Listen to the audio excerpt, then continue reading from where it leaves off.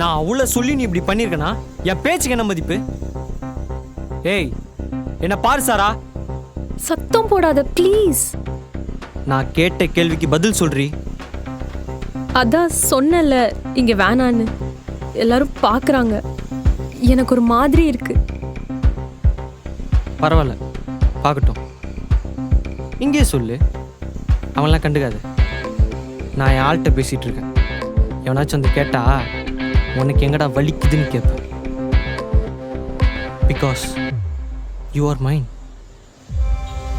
இல்லை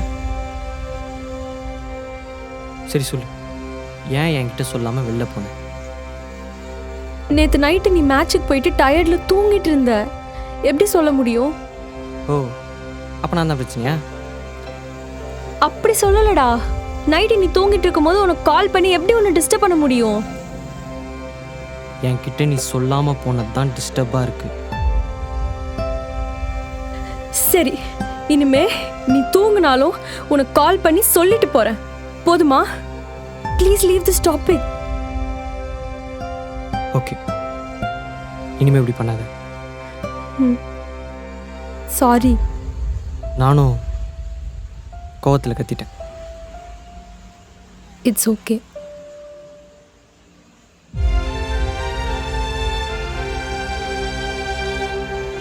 நேற்று வெளில போனேன், என்ஜாய் பண்ணியா?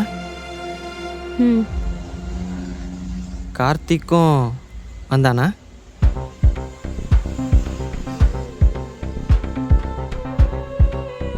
அவன் வரல.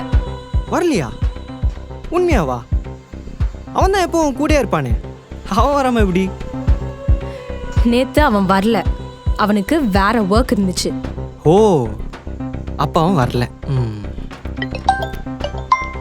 இத வந்துட்டான்ல, அதான் அவன் வராம எப்படி? நான் தான் அவனை கால் பண்ண சொன்னேன் 5 மணிக்கு. ஓ அப்படியா? சரி சரி, நம்பர் சொல்லும். நானும் அவனும் ஒரே ப்ராஜெக்ட்ல இருக்கோம். அதான் அவனை கால் பண்ண சொன்னேன். நீ தயவு செஞ்சு இப்படி பேசாத. சரி பேசல. சாரா, ஆ என்னாச்சு?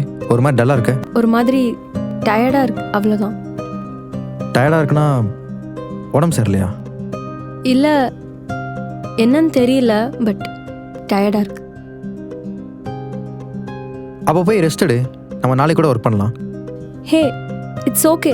நம்ம இப்பவே ஒர்க் பண்ணலாம். ஹே, நீ டயர்டா இருக்க, போய் ரெஸ்ட் எடு. ஓகேவா? Take a break.